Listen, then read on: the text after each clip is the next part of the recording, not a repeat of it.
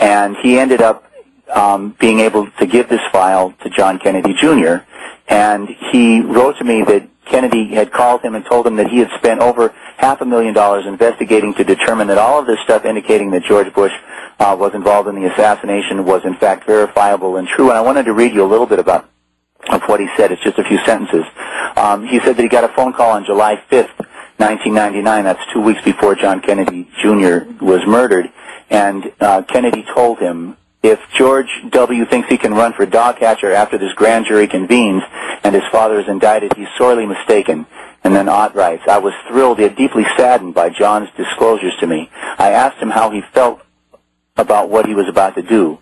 Did he understand it would shake American politics, especially the Republican Party, to its very foundation? And Ott's a hardcore Republican. He replied, yes, I do. The gravity of the story and my accusations, but the guilty must be brought to justice. I pressed, but Mr. Kennedy, how do you feel? The phone went silent for a minute or two. Then John replied, I feel like a mighty weight has been lifted from my shoulders.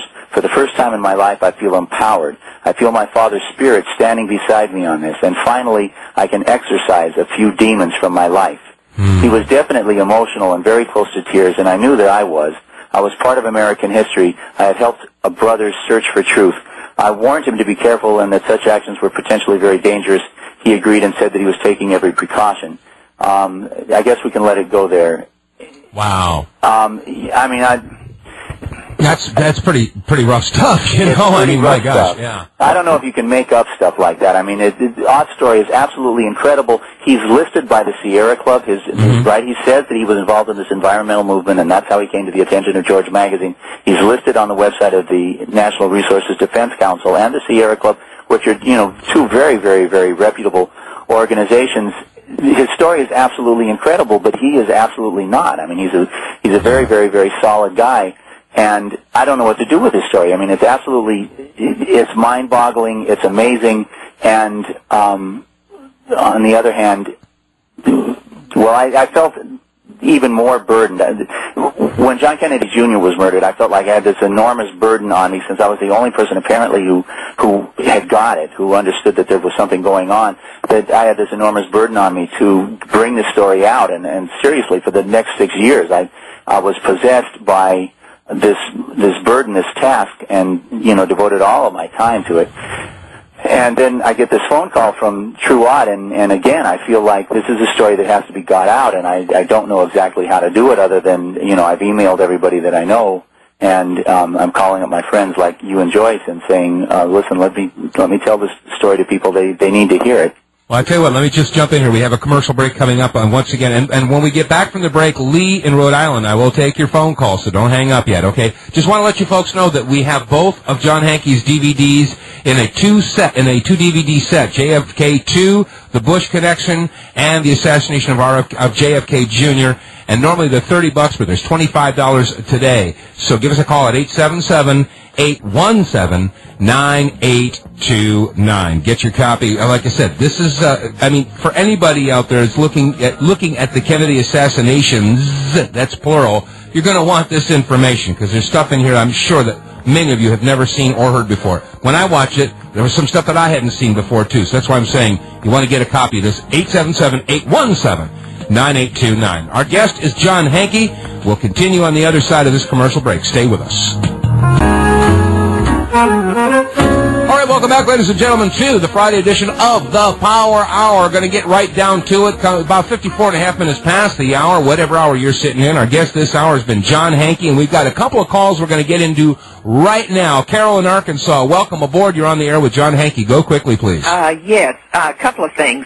At the time before John Jr. died, there was big talk of him running for the New York Senate seat, which is held by Hillary Clinton. Mm-hmm. And that was an interesting thought, since in Arkansas there were like 60 Arkansans in cover-ups, and I could go in length about what I know about. Okay, well, please don't. Yeah, okay, I know. we have like 3 minutes and two callers, so you figure it. Go quickly. But I just wanted to throw that out there, because there's definitely something there. And but the meeting, John, before the night before John Kennedy's death, the meeting that was held at Clint Murchison's home, where Hoover was there and LBJ was there and George Herbert was there, and I think Nixon, and all the who's were there. So there was clear knowledge, according to Madeline Brown, who was LBJ's 21-year mistress, in her book and her testimony. Did you look into that part of it? Okay, thank you for the call. Yeah, the big meeting that happened ahead of time. Go ahead, John. I'm going to try to say this quickly. That yeah, I've looked into it, and I think that I find it very, very credible. I think it's very likely that Johnson was informed that night. I find the story credible, and given Johnson's actions in the days that followed, it strikes me, and if you were the killers, you would want to get this guy incriminated so that he couldn't come after you. So I think it's very likely that Johnson was informed the night before, but I think that that's the extent of his involvement. There was a lot of talk about that. Let's go to Steve in Illinois. Steve, you're on the air. Go ahead quickly, please. We're running out of time. Okay, good morning, all. Before Building 7, before the stand-down, before anything, September 10th, billions and billions of stock was unloaded in the stock market with the airlines. Right, the put options. The put options. Yeah. That's right. That's absolutely right. And I mean, on September 15th, I think I had an article from Germany, the head of the German bank, saying, yes, it's very, very obvious that there was all this insider trading, and we're going to get to the bottom of it. There's positively a paper trail that will lead us directly to the perpetrators, and that's the end of the story. You know, nothing followed up on that. They found out where the trail led, and that was the end when they discovered who it was who had done it. Yeah. No more investigation. Yeah, that's a subject that's come up. That and several other issues have come up. People ask me, well, why didn't you cover that in your video, 9/11 in plain sight, or the new one, Ripple Effect? Why didn't you cover this or that? Because we focus, ladies and gentlemen, strictly on photographic and video evidence. I mean, there's plenty of that to make the entire documentary stick.